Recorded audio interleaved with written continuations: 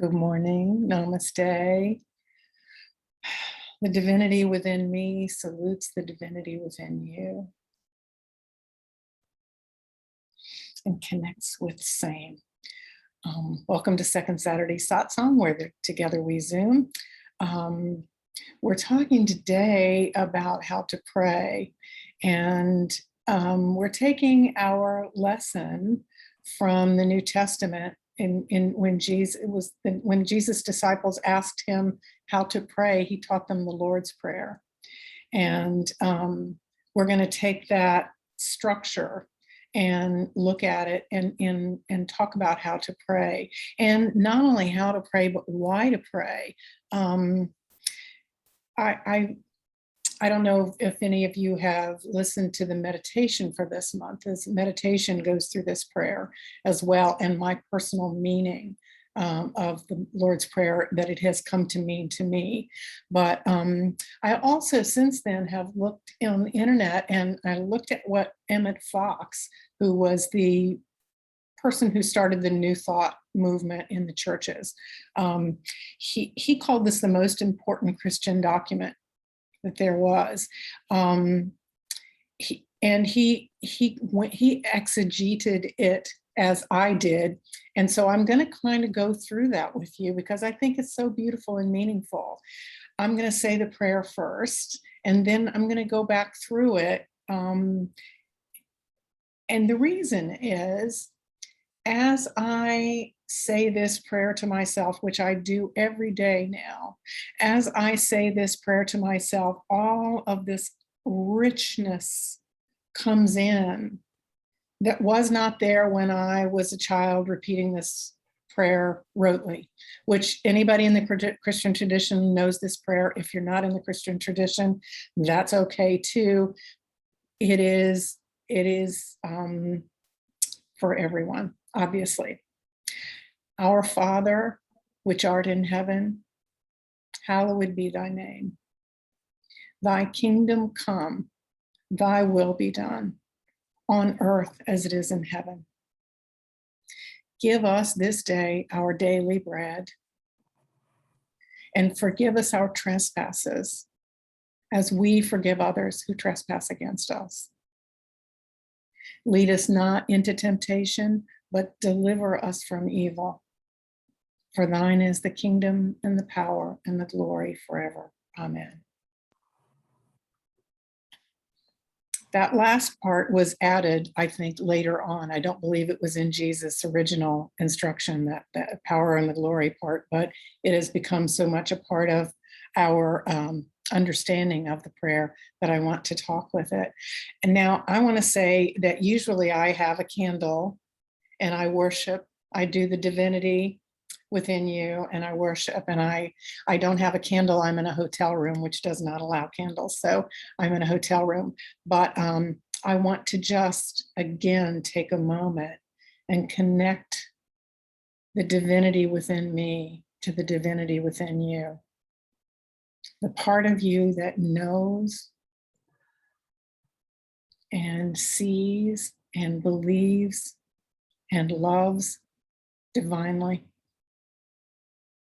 The part of you that guides you and gives you an opportunity over and over again to make choices.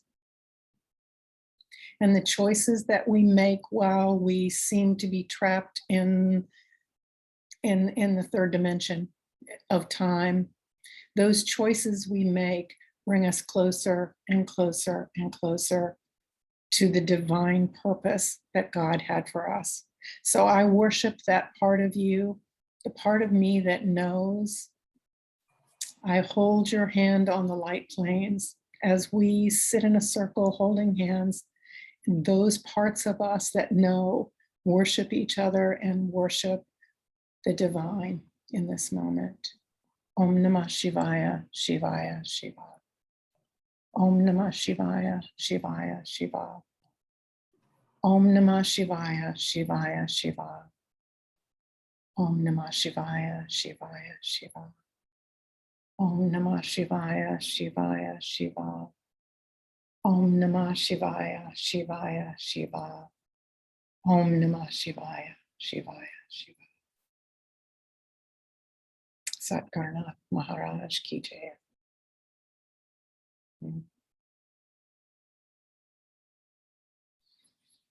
And while we are connected thus, I want to talk about the prayer that the Lord gave us, that Lord Jesus gave us. He started it by calling out to his Father, our Father, not just his Father, but our Father. And I think of our Father as the power and the intention that form the world. The energy that flows forth and creates us has an intention of perfection for all of us. And that energy and perfection is the power and intention that is the current that flows through the earth. Emmett Fox pointed out that the relationship of parent-child, not despot and slave, is an important aspect of this prayer, because man is part of and like God as a child is like a parent. So he says the underlying cause of all the trouble in the world is fear, and that if we could realize completely the fatherhood of God, fear could disappear, and the brotherhood of man, our Father, not my Father, would come into manifestation. Now I'm using masculine terms, but the reason I am is because the yin and the yang in the Eastern tradition have different energies for them. They have nothing to do with gender. They have to do with energy, and the energy of intention and design is yang, right? And the earth, where we work out that intention, is the yin. So that's why I use the word father and call the Father him, but it's not a gender thing at all. So our Father who art in heaven, to me, that means our Father who abides in the perfection that he designed.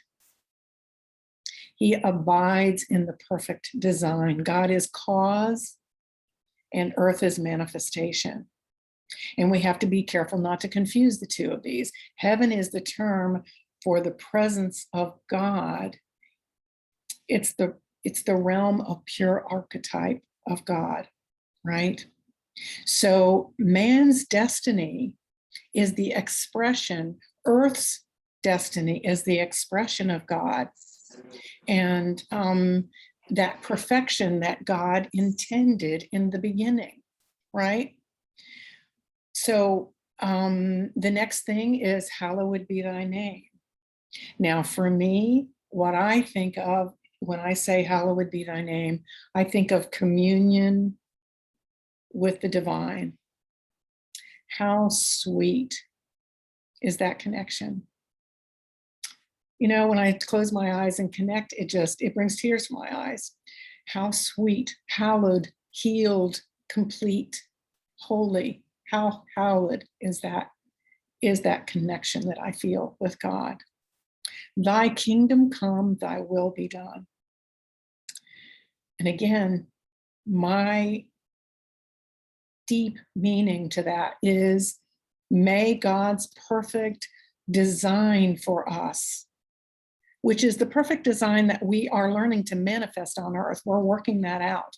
May God's perfect design for us manifest. And his perfect design for earth and humanity, may it manifest through my own thoughts and my own actions, right?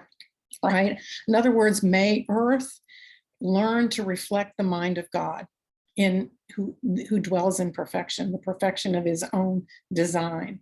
So if you think of, and we can only begin to understand God through metaphor. We can't really understand God, but the metaphor of God as a consciousness that intended earth, intended humanity, intended the galaxy, the consciousness that intended that and sees the end result, the perfection of the design, and holds and abides in that perfection. That consciousness has a plan for each of us. And if you find out one thing that God intends you to do and you do it, you are happy and blessed, right? If you feel that alignment coming through you and attunement coming through you as you commune with the Father, then you'll be happy and blessed in that moment, because you will, one of the things that I heard from one of my students is she used the phrase, follow the nudge. And I think that is so divine. Follow the nudge. If you are in tune with God, then following the nudge is the only thing left. That's the Tao, that's the movement of the currents of God's intention that move through earth and empower earth. And it is the higher octave of what we call physical energy. It's the higher octave. And so when we say, thy kingdom come, thy will be done on earth as it is in heaven, all of that comes into play. We're saying, let me commune with you. Let me follow the nudge. Let my thoughts, most importantly, my thoughts and my actions, which are attached to my thoughts, may those things reflect God's will in this moment, in this very moment. And that's part of the energy of the next phrase, which is, give us this day our daily bread. In the 12-step program, they say one day at a time. And this is the same energy of that. We are moving into a time when it's one moment at a time, I think. But give us this day our daily bread. And because we do know, and Jesus himself told us, man does not live by bread alone, but from every word that proceedeth out of his mouth, and out of the mouth of God. So the word of God is the nourishment that we connect with when we commune and call in our Father. That's the daily bread. There was a time, and in Jesus' time in particular, when pretty much all day long, people were involved in getting food to eat that day. Either, harvesting it, or, separating the chaff from the wheat, or creating bread from grain, whatever. It was a daily, almost daily thing. And if mom got sick and didn't cook that day, you didn't eat.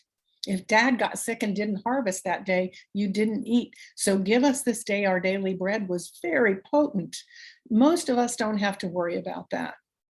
But we do know that our nourishment comes from the Word of God.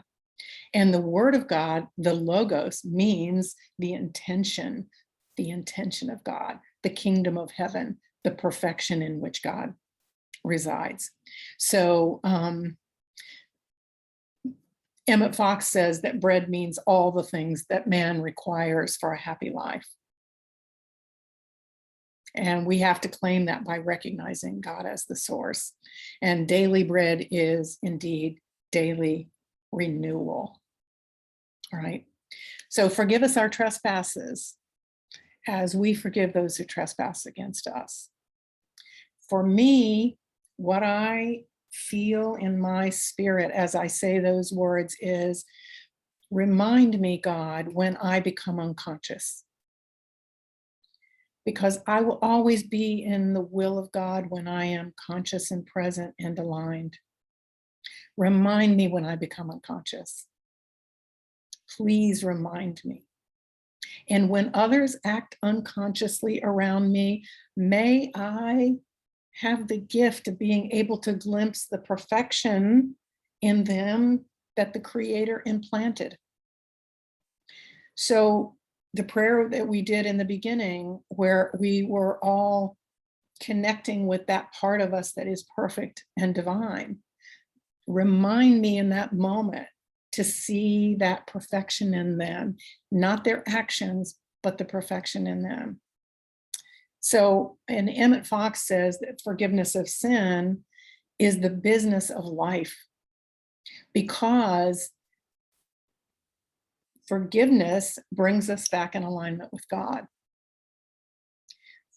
Separateness from God is sin. And forgiveness of sin brings us back into alignment with God.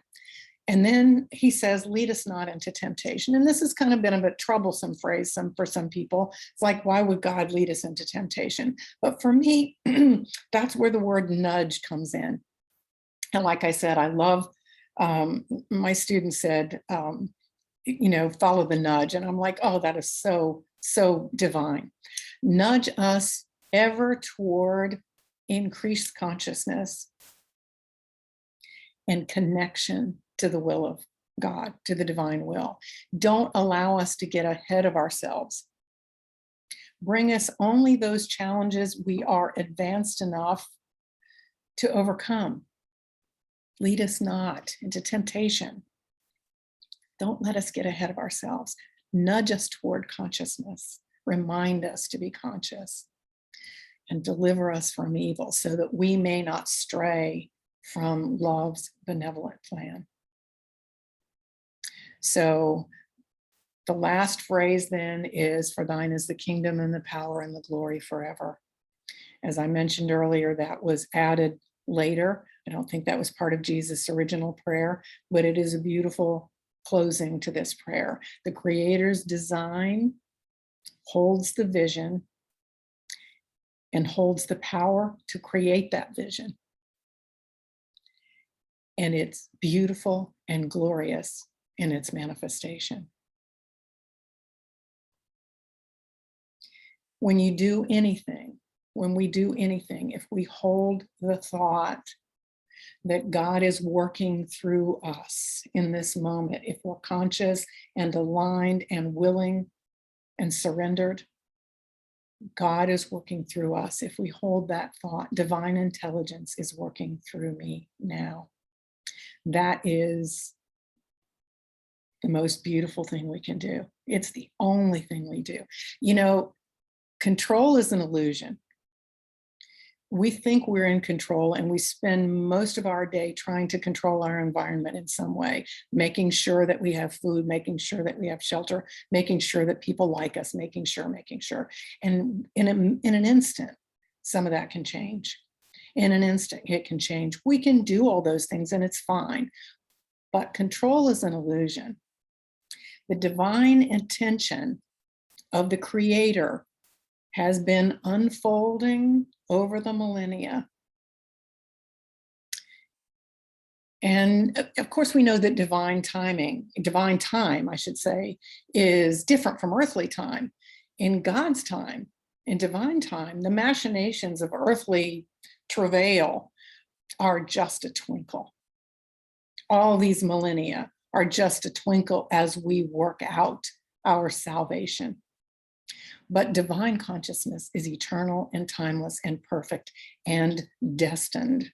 God's will be done. Our job is merely to attune and align and agree, and while we're on the plane of time, so that we can manifest the kingdom of heaven on earth, and ideally do it with ease and grace. The notion that we could do anything other than the Creator's intention is why we're stuck in chronology, in earthly time, right? The illusion that we have intention outside of God's intention. God's intention for us is happiness, and our intention for ourselves is happiness. We think we know what that is, and God knows what that is. God knows in our perfect design what that is. Our understanding of things can be developed as we move closer and closer in alignment to God, but also through metaphor, imperfect metaphor. For instance, we talk about cleaning up the chakras, right? Opening the chakras. And these descriptions don't fully contain the truth, but there is truth in that description. Let's look at that particular metaphor. And let me back up by saying that this is part of evolution. Every few years in India, there is a huge gathering of the gurus and the holy folk called the Kumbh Mela. And in the great Kumbh Mela of the year 2000, it was pronounced that Hindu students from that time on would concentrate not only in the upper chakras, meditation and developing the cities and all of those things, cities being powers, gifts. They would now be concentrating on cleaning up the lower chakras. The lower chakras are where the ego believes in separation, believes in mine versus yours, believes in competition, believes in all these things. Now we're cleaning up the lower chakras.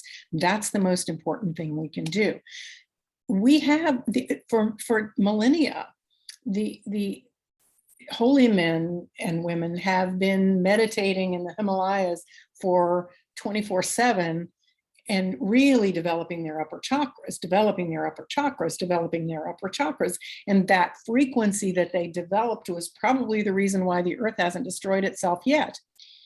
But now it's time for all of us as individuals to not only do the upper chakras, but also do the lower chakras and clean them up. Because one of the stories that I found so interesting is that when students would come and ask those teachers in the Himalayas to teach them, they were so involved often in their beautiful meditative state, they didn't want to be bothered, and they would literally throw their feces at the students, tell them to go away, which is a kind of what you would say selfish thing. And so they had been concentrating only on their upper chakras. Thank God for them. But now it's time to do more, right? So it's time not only to reach God through meditation, through prayer, through religion, through the upper chakras, however we've been doing it, it's time to clean up the lower chakras. And because we're moving into a time when we can no longer separate heaven from earth. We're no longer going to be able to separate heaven from earth. Some people call it moving into the fifth dimension from the third dimension. This time is happening now. We must transmute the energies of the lower chakras into the frequencies that resonate with what we've come to think of as belonging to the upper chakras. We must do that. So I'm going to say the prayer one more time, and then we're going to do a meditation, which is my version of the Lord's Prayer. I want us to pray together. Again, our Father, which art in heaven, hallowed be thy name. Thy kingdom come, thy will be done on earth as it is in heaven. Give us this day our daily bread, and forgive us our trespasses, as we forgive those who trespass against us. And lead us not into temptation, but deliver us from evil. For thine is the kingdom and the power and the glory. Amen. So close your eyes. And when you close your eyes, you'll find it's very easy to relax.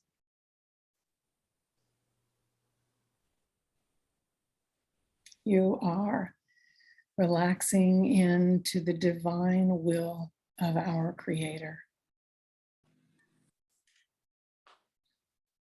Feel yourself aligning with the currents of God's will in the universe.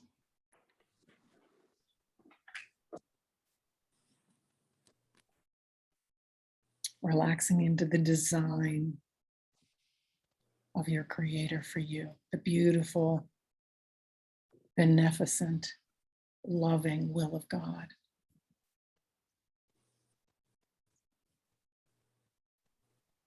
And you feel your physical body relaxing now. As together we take a deep breath in through the nose Hold to the count of 7 and release through the mouth. Releasing and letting go. Another breath in through the nose. Hold to the count of 7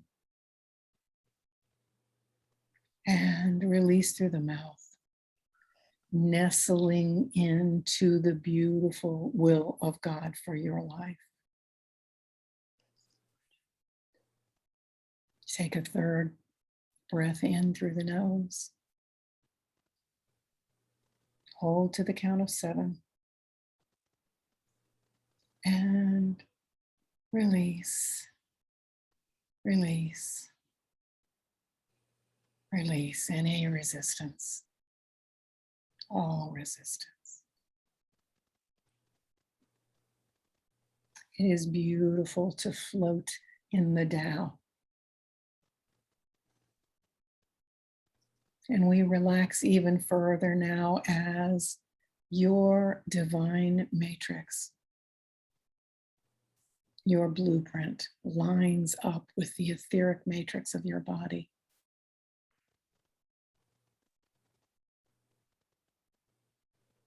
Your etheric body attunes itself and aligns itself with the perfect intention of God for you. Feel it in your body.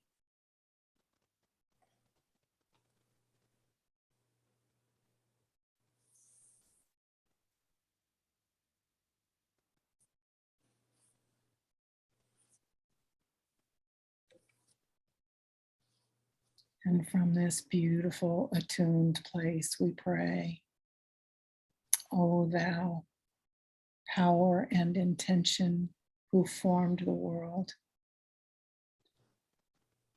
and who abides forever in that perfect design. How sweet is our connection as I commune with God.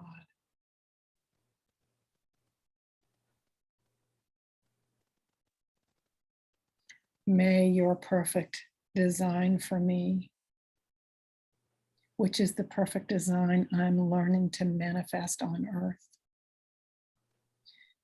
May our perfect design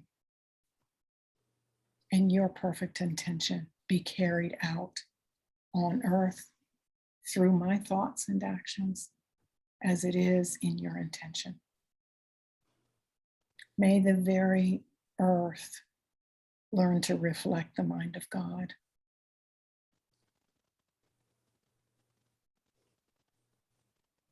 And may we carry that intention as our earthly purpose daily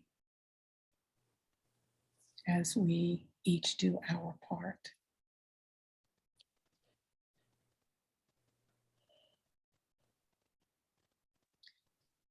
And because we do know that man does not live by bread alone, show me, Father, in each moment my divine duty.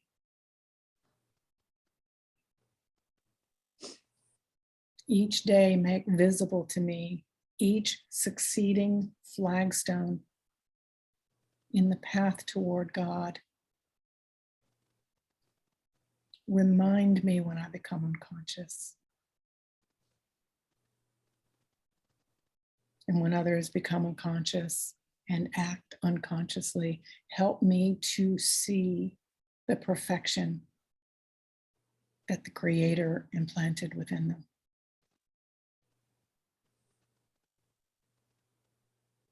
Instead of focusing on the effects of their actions.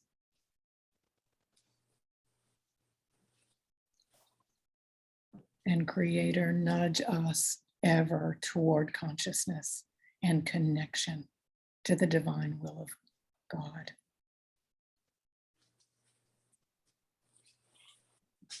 May we not suffer unduly when we stray from love's plan, but rather may we be gently reminded and given another chance to correct, another chance to choose.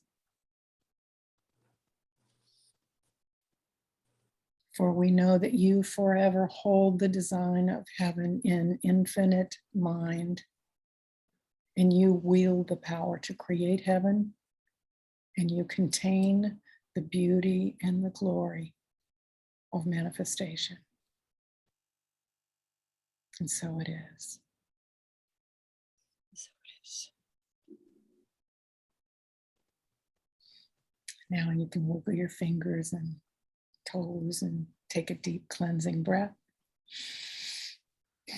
And when you're ready, open your eyes.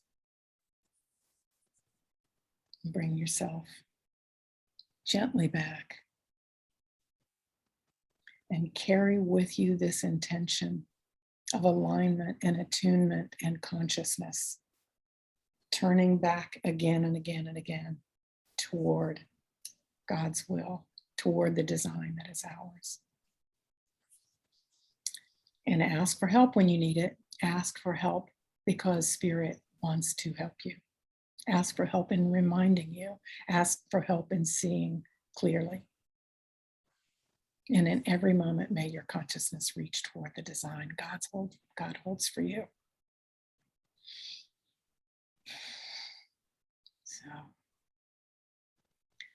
So I want to open it up now for discussion. I want to say that I feel so very connected with all of you in this moment. I am seeing in this moment with a capital S. I am seeing God's intention. I don't know what that means. I've never known what the next flagstone will provide. But when it appears, I step on it. And I wish that for you too.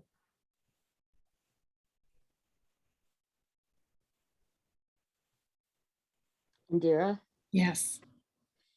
I've been studying Emmett Fox for 30 years, and there's a wonderful, wonderful book called Around the Year with Emmett Fox. And in it, they take, I don't know if anyone can see, they take the Lord's Prayer and they break it down, and they do different days. They'll do like 2 days, they do Our Father, Father, they do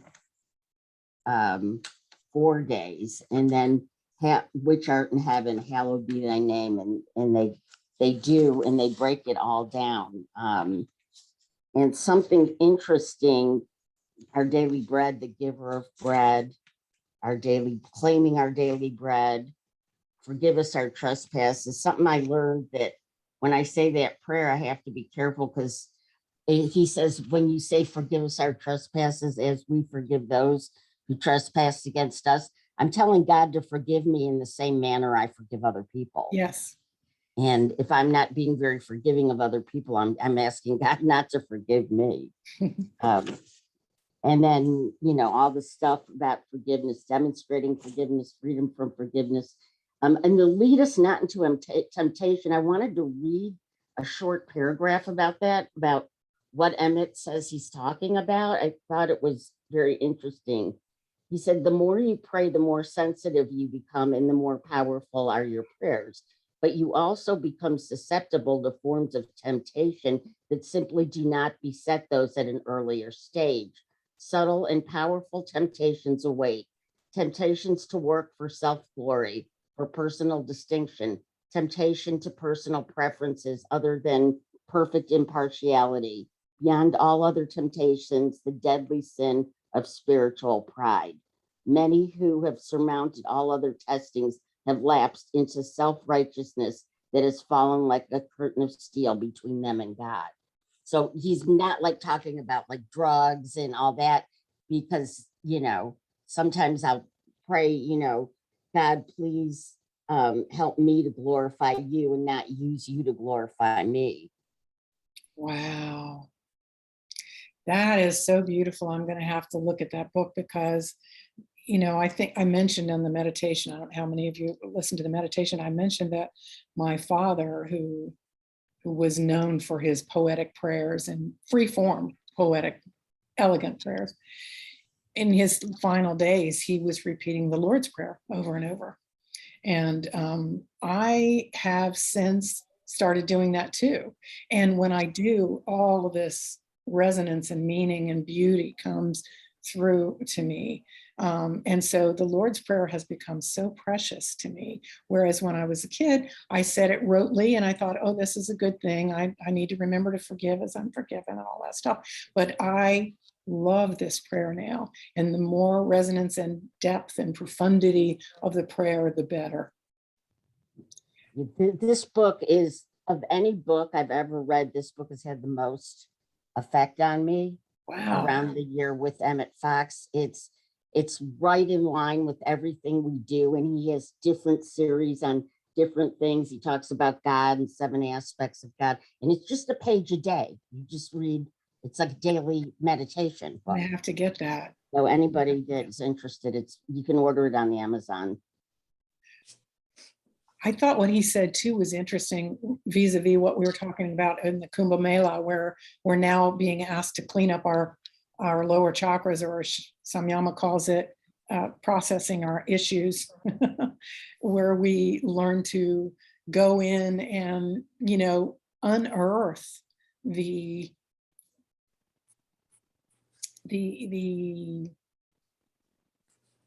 things that I'm losing my words, but unearth the things that are keeping us from the places of blindness. We unearth the places of blindness and then heal them. That is what we're doing in this millennium. And that made what you said made me think of that, because it was like those very, very developed upper chakras holy men who were throwing their feces at those who came to learn at their feet, because it's like, don't bother me, but because I'm having a good time here and I don't need you. But we need each other. We all need each other, and we are all connected, and it's time for us to learn that. I don't know if all of you have been going through changes. I feel like, and as most of you know, I've become very interested in astrology recently, but the astrological setup for right now is that we have to do this. We have to clean up our lower chakras. We have to submit to the will of God. And the word submit I don't like, but we have to I'm sorry, I just was noticing that from Shanti. She wants you to put that put that name of the book in the chat. So we have to submit to the will of God. And to do that, we have to be cleaning up. We have to be able to see all the crap there and be able to heal it. Right? So we have to bring that up and we have to heal it. It's just, we have to reach toward the design that God holds for us in every moment. And what I was about to say is, it seems like everybody is going through this thing where they don't know what they're going to be doing soon. Like, our plans are not, the control that we thought we had is an illusion. And now we're just having to float in the Tao. And I think about Afghanistan, and I've said this before, that the lucky ones that get out of Afghanistan, they give up all control of their lives. Somebody tells them where to sleep, where to not go, what to eat, when to eat, where to lay their heads down. They are giving up all control of their lives. And it feels to me like that pattern is working in its various iterations throughout the world. It certainly is in my life.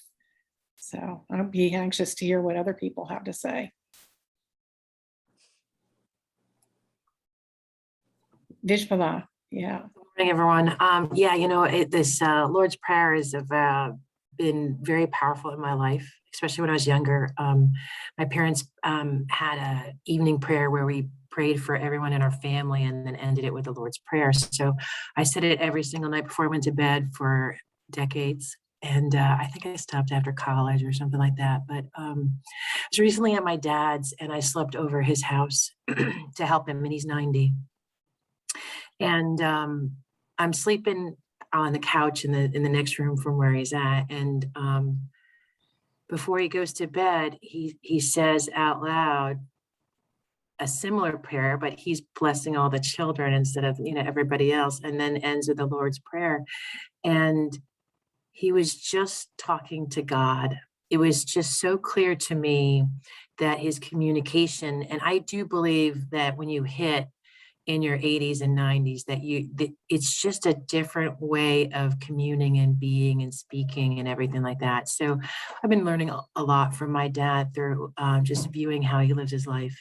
And it was lovely. And then I started doing it again myself. So now in my 50s, I'm saying my prayer from my childhood. But like you said, Indira, with the whole really understanding the Lord's Prayer, so it's just funny how we always manifest, we're like on this path together, but yeah, but what he's a grace, he says, it just says, bless this food to our use and us to thy service. Amen. I've said it for decades. I never got it until after college. I was like, what am I actually saying? And I thought about it. Now I say it all the time, and it's just lovely how you're right. That second layer of understanding comes as you're really just being loved. So Right. yeah. Thank you for reminding me. Thank you for letting me share. Thank you for everything. Thank you for sharing. Yeah. I love that prayer too. Would you repeat it again? Bless this food to our use and us to thy service. How succinct and like so simple, right? Yeah. Yeah. So elegant. Wow. Thank you. Yeah, thank you. Yeah, my heart's very open to everyone here. I really feel you. I feel like there's a lot of change going on in the world. There's a lot of change I know going on with me as I'm manifesting these waves, and I'm more riding on them than being drowned by them. So good. And but I can really see that the current's taking people in directions, especially if they're trying to wake up and not being unconscious. Right. Yeah. Right.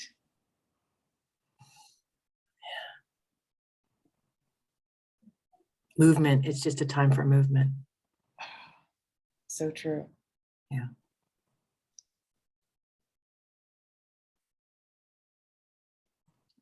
We work out our own salvation.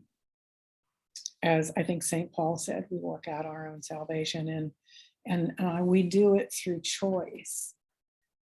And I like to think that every choice we make brings us closer to God, even the ones that take us in the wrong direction. Yeah. Because let's say you have, 3 gazillion and 25 choices to make before you got it right. Now you have 3 gazillion and 24.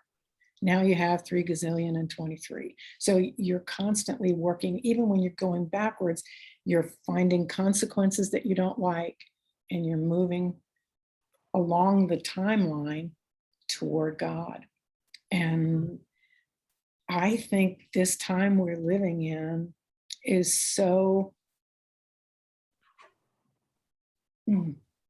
it's just so rich and so powerful, because our choices are becoming more and more and more and more profound. Yes, and effect. They have more and more effect. Yeah. I was listening to an astrologer the other day who's from Holland, and she said that that every 24,000 years, the Earth passes through the photon belt. And she said, when that happens, the powers that we have are increased, and every thought we have is more likely to create. It has more effect on matter. So we're moving into that time, which, a lot of people believe the civilizations of Atlantis and Lemuria and that sort of thing defeated themselves because they were going through this time when powers became wonderful. This time we've got to clean up the lower chakras. This time we've got to do, as Emmett Fox was talking about, be careful not to have the pride, the sin of pride, when we become so powerful in our spiritual connection, we don't forget that we are all one and that your happiness is equally important to mine. A So lot of the younger people call, like when we say the lower chakras, they're calling it shadow work. A lot of the spiritual, younger people, I'm like addicted to TikTok, but there's this spiritual TikTok, but it's mostly people in their 30s doing it. And there's some new stuff that's pretty cool, but they're really into doing shadow work, which is the lower chakras. awesome. I have a great book on shadow I could put in the chat if you want. Dr. Matt James created a book on shadow work, and it walks you through your subconscious and unconscious, where the shadow is what you are not in your mind, and you are X. So like, just say, I am not racist, let's just say, right? And I know this is sensitive, so I'm just going to be really careful about it. But so at some level, shadow work will come up. And the more I stand for, I am not this, that I'm separate, that the idea of questioning that comes up as shadow. And then and he talks about the way you resolve it is you say, well, if there's a benefit to being racist for me, like, what would that be? Like, I feel powerful. I feel this, you know what I mean? And then you try and solve those feelings, not through being racist, but through healing that feeling that you're not powerful. Then that just evaporates. You're not racist. You're not racist. It doesn't matter because it doesn't come up. And that's how they clean up the shadow work. Oh, would you write that down? Yeah, I definitely will find the name of the book and send it to Indira. Maybe she can send it out because I'm not sure the name, but it's a Dr. Matt James, and I will do that to you. Yeah. Thank you. Wow. This is exciting to It's me. profound, but profound. Yeah. Yeah, this is exciting to me that this kind of work is going on all over the world. We're getting ready for something. My favorite astrologer, Marilyn Dumont, says that we're going to move into the fifth dimension in the coming weeks. I don't know what that means. I don't know what that looks like, but I know that I feel that movement of alignment with God's will so much. And I have been these weeks. I think if you look back over the lessons that we've had on Satsang or even on the meditation for the last several months, it has been about the alignment and the attunement to God's will. And that when we raise our frequency, it automatically starts detoxifying us, which is not always pleasant, right? When we raise our frequency, we are not able to handle the lower frequencies as easily. So we begin to detoxify. And we, as any of you know who've been on a detoxification diet, it ain't sometimes fun, but it is a beautiful thing. And it's always has an amazing gift. So that's the time we're in right now. That's the time we're in. What are some of the other experiences that you're having?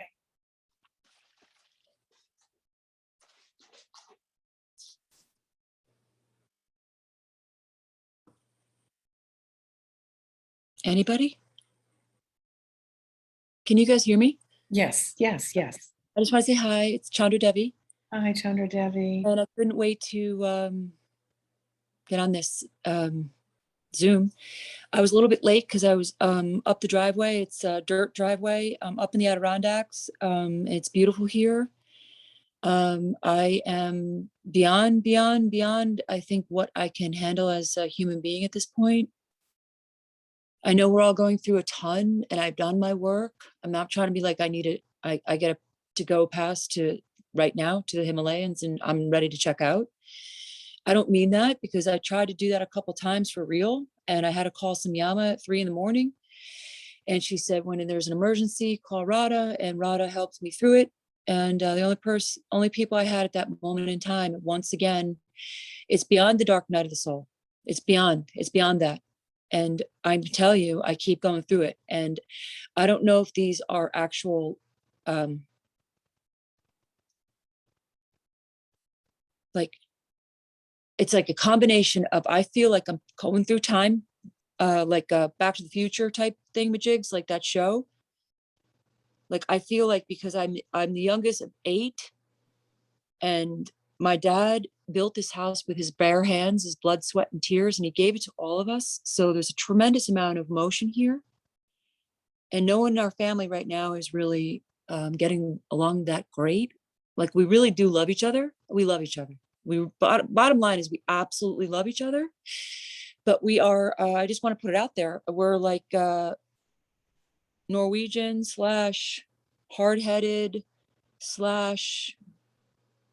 my way or the highway type people. Not really. I can be a chief, crystal clear, and I can also be an Indian, both. But I have some siblings that can only be the chief, only. And they still think somehow, I'm 54, but somehow, being the baby, I swear to God, they still think I have diapers on. And I joke with them. I said, listen, fine. We're all like 2 weeks away from diapers, all of us. I'm just kidding. I'm kidding. I'm like, I'll see you in the nursing home. I'll chase you down with my walker. This is the only way that I can process the stress. Is I've become like a comedian, which people don't understand what's happening, because it's like I'm rocking the boat big time. Like, I am rocking the boat. I'm not I'm not throwing feces at, I'm not doing that, but I'm close. Like, I'm not doing that, but I say just enough. When people start to get uncomfortable, I've had people hang up the phone on me, and I'm not doing it to hurt them. I'm not, but it is hurting them, because what they'll do is, like, a week later, they're scratching their head for about a week. And then we talk again. Do you know what I mean? Like, if those people want to come back and talk to me because I have something to teach them or tell them that they need to hear me, and the only way I'm able to get a word across is by acting like I'm this is going to be strange, but acting like a comedian, or sometimes, I know, Indira, I'm not from the South like you are, but I have a really good Southern accent. And I know it seems really bizarre, and I'm not trying to do it to I'm actually making fun of myself when I'm doing this, but people don't know what to do, but they listen. They're listening because they know it's not my voice, and they're listening carefully. Mm. Do you know what I mean? And it's something that just happened about maybe 3 weeks ago. I know I'm like taking up a lot of time, but it's working. I'm like, one of my best friends from Canada, I invited him on this call today, but I don't know. I think he might be a little bit shy, because we're allowed to invite people, right, Indira? We Yeah. can, right? Somebody who wants Absolutely. to know, who's going to understand. Absolutely. Okay. He's my dad's best friend's son, and he's been my other, besides Indira, Samyama, Radha, a few other people, animals, plants. I really don't have many people in my court right now, if you know what I mean. I mean, they are, but they're going to bring me right back down to the way they knew me as a sick person who was labeled bipolar, which I don't have bipolar, because I already worked through all my shit. I'm going to just say it like that, because you could to me. I don't mean to be, I'm not, well, I guess that's not true. I am angry. I'm angry. I'm super angry. I'm super smart, and I'm super funny. And what else? I'm just thrilled to be part of this group. And I'm thrilled that I met Indira through Samyama. And I'm going to keep moving. My body's hurting. My physical body is really hurting big time, but the rest of me is good. I'm good. I am so good. If I'm in and around the right people, I'm good. But I'm telling you, I know I need to pick and choose when to walk away and when to, what's worth it. Do you know what I mean? My family's worth it. My family's worth it. And that's why right now, I know I'm taking up a lot of time, but I'm taking care of this house up here right now because nobody else is. Okay. And it's really, really, really beautiful.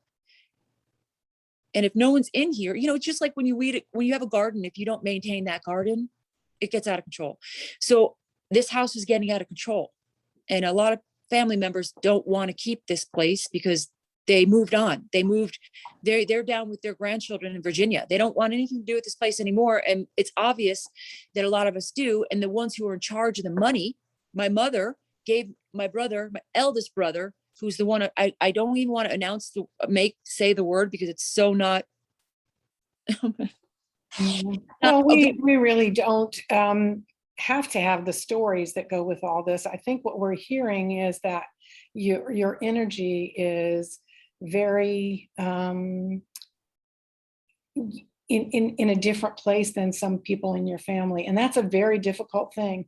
And I would encourage you to pull back and look at the big picture in which you and your family are already in God's will at the culmination of the design that God has for you, and to realize that it may not happen for them in this lifetime. And that's okay, because they are coming. They are absolutely coming. And so are you. And so I would encourage you to look at it like that, because one of the things that occurred to me while you were talking that I felt like I needed to share with you is the definition of our lineage for enlightenment. And one piece of that definition is being at peace with the decisions that other people make. And that is so, I don't want to say it's hard, but I want to say it is an advanced ability to do that.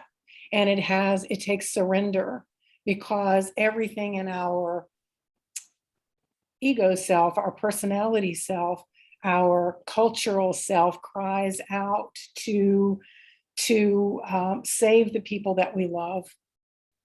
And if your frequency is way higher than theirs, you're probably going to bring up for them some things that they don't want to see. Exactly. And sometimes, and you alluded to this, sometimes when you are really aligned, you say the right thing and it lands. And I would just encourage you to be conscious of that alignment all the time, and not really to try to speak otherwise to them, because you have to be at peace. Right. It's my brother, oldest sister, who have always been the eldest. Obviously, there's nothing I can do about that. No. But to tell you, I mean, just make it real quick, because I really don't want to take up everybody's time. I really am good. I mean, I can get into a Zen in like within seconds. Yeah, I know that about you. Yeah. The thing is, I just came from up at the top of the driveway and clearing out the garage. And one of the things that I just nobody wants to deal with is my dad's wheelchair. Mm. So the way I deal with it is, we have a sign that says for sale. It just says for sale, a big sign. It's a wooden sign my sister made. It's homemade. It's painted. It says for sale, and it has our number, 518-548-6616. Well, in my brain, I said, you know what? I'm going to put this sign right in front of the tree, because I'm going to get people who are around here, because there's no one here but squirrels and chipmunks. I'm going to get them to come down the driveway. And I did. And all right, bottom line is, I just took that wheelchair again, because it's a new thing. I did a whole skit with the wheelchair. Believe me, you don't want to see it. It's not good. I mean, I tell you what, it's about Donald Trump. It's a whole skit. It's amazing. It's amazing. I would love to see it sometime. It is time for us to close. And as you all know, I am always very, I hold us to that time. And I want to do that. I want to hold us to that time. And if there is anything that anybody quickly wants to say, other than those of us who have spoken, please speak now, or wait until next satsang. Blessings, everyone, from Shanti. Thank you, Shanti. And I received that. And I also send blessings to everyone, and including you, beautiful Chandra Devi. I sense what you're going through, and you have my love and I surround you by light, with light. So Satgurnath Maharaj Ki Jaya.